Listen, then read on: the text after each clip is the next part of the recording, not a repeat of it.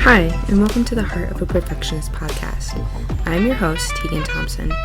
I'm a book lover, a chocoholic, and an INTJ living in a world filled with extroverts. I made this podcast to share my experiences and struggles as an introverted perfectionist, and to bring the inner workings of an introvert's mind to introverts and extroverts alike. So grab a cup of tea and get comfortable. It's time to unmute. Hello everyone, and welcome to another episode of the Heart of a Perfectionist podcast. I hope you're enjoying this beautiful weekend, the first weekend of November. This week we'll be talking about what faking mental illness truly means and the impacts it has on society and kind of just the mental health population as a whole. So can you fake a mental illness? And the short answer is essentially no. Can you fake a mental illness you don't have? Yes. But I'm going to kind of go into why you can't fake mental illness in general. A lot of times people might say, oh, they're faking that mental illness for attention, or they're just pretending that they're struggling for attention. They want attention, right? Well, first thing, no one wants to have a mental illness, let alone fake one if you're not actually suffering from any type of mental illness. And the big thing about that is because there's a lot of societal stigma that is very negative that surrounds mental illness. And it makes people feel like they are judged or not good enough when they have a mental illness. So there's people who do have a mental illness face a lot of harsh judgment. And so if you don't suffer from any type of mental illness, why would you want to put yourself under that scrutiny and that judgment and the kind of the negative effects that come with just sharing with people that you have one? So what does it mean when someone fakes a mental illness? Usually it means they have a mental illness. And that could simply just be like they have a mental illness, they've shared they have a mental illness, and people just don't believe them. And they say, oh, they're faking it, like they're pretending, that's not real. And so they really do have this mental illness and no one's believing them. Or they may have a different underlying mental illness that has maybe gone undiagnosed, or they're just not entirely aware of, and faking a different type of mental illness brings maybe the attention that they need to be aware of the other mental illness that they actually are suffering from. So, if someone is faking a mental illness for attention, they have a mental illness. And if someone is truly faking a mental illness and they don't actually have any mental illness at all, which I believe is rare and almost like zero, but studies have shown that when people fake or take on pretend symptoms of an illness or a disease or anything like that, that they will eventually start experiencing those real symptoms and eventually have that illness or disease. And this is a form of self-harm.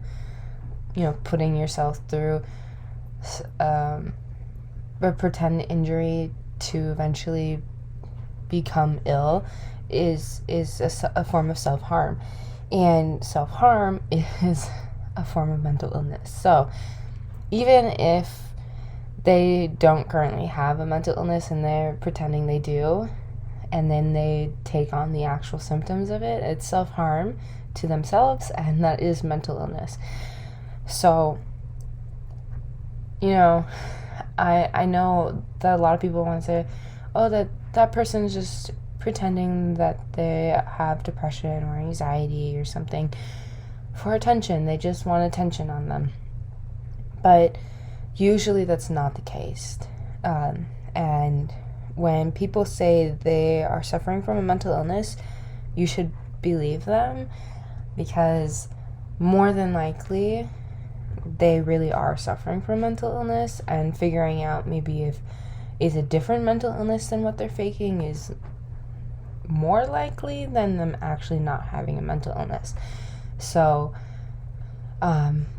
just be kind about it, because there are a lot of detrimental impacts that ignoring someone who says they have a mental illness, or blaming their mental illness on attention seeking.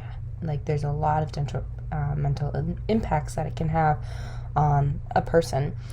One of those is that they don't believe themselves anymore. They feel like they're overreacting to their own symptoms, and they're kind of like, oh, well, maybe what that person is saying is true, and I'm just doing it for attention, and my mental illness is fake, and maybe I shouldn't believe myself, and I'm just being dramatic, and what I'm experiencing isn't real.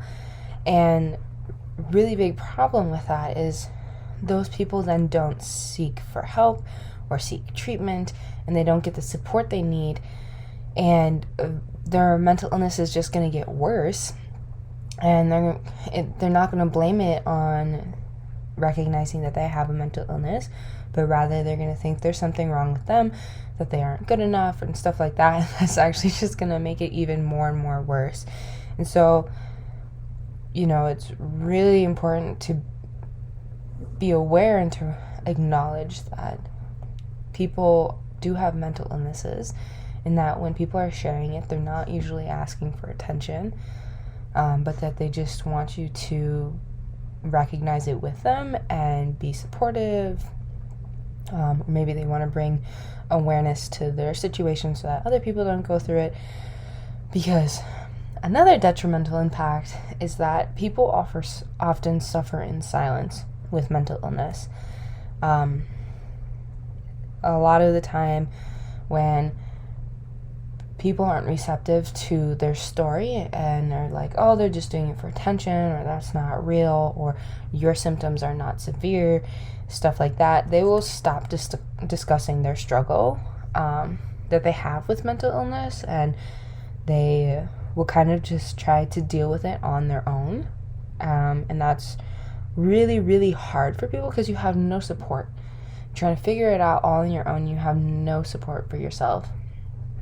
And again, your mental illness will just worsen, because it's really, really important to have a support system when you're trying to recover from mental illness. So the idea that people share their mental illness for attention is toxic. I personally believe that it is toxic, because there are people who die every day in silence because of this toxic culture that's created around mental health and everything, because they're too afraid to share that they have it, or they've gotten backlash for sharing at all, and so they just become silent, and a lot of people die from this, and it's a very, very significant issue impacting society today. And like, the attention that people may seek when they do have a mental illness is to save lives. It's not for people to judge or to make assumptions. A lot of the time, people who are sharing their stories or their symptoms and asking for help, they're doing it to save their life, and they sincerely need support and people to be there for them and to love them, and they don't need that backlash or the judgment that a lot of people give them. So it's important to recognize that there is a certain level of attention that mental illness and mental health in general does need, because it is a subject that isn't really discussed very much, and it definitely needs to be discussed a lot more in households and schools and workplaces. It just needs to be discussed more often because it occurs more often than people recognize, and I think that's part of the problem. So, it might be really hard, but starting those conversations about mental health and maybe addressing someone who you think is suffering from mental illness, or talking about your own mental illness with friends and family or something like that. Starting those conversations is really important to reduce the stigma that surrounds mental health. Because when you talk about it and when you kind of normalize that it's okay to talk about it and to bring attention to it, then people will feel more comfortable doing it. And I think that's kind of the goal and the importance, because when people get help and treatment early on, survival rates are significantly higher. And that's why it's so important to just be supportive when someone kind of comes to you. They're coming to you from a place of trust. It's hard to share stuff like that, and so when someone does share it with you, usually they trust you enough. And so being supportive and just being there for them and finding a way to do something for them that can benefit them in whatever way you can, and just be part of that support system that they need. So again, a certain amount of attention surrounding mental health is important, and being able to talk about it is important. And it's not something that people are faking, and if someone really is faking it, more than likely there's an underlying mental illness that is causing that. So just acknowledging and recognizing it is super important. So that's all I have to say today. Thank you so much for listening to this week's episode of the Heart of a Perfectionist podcast.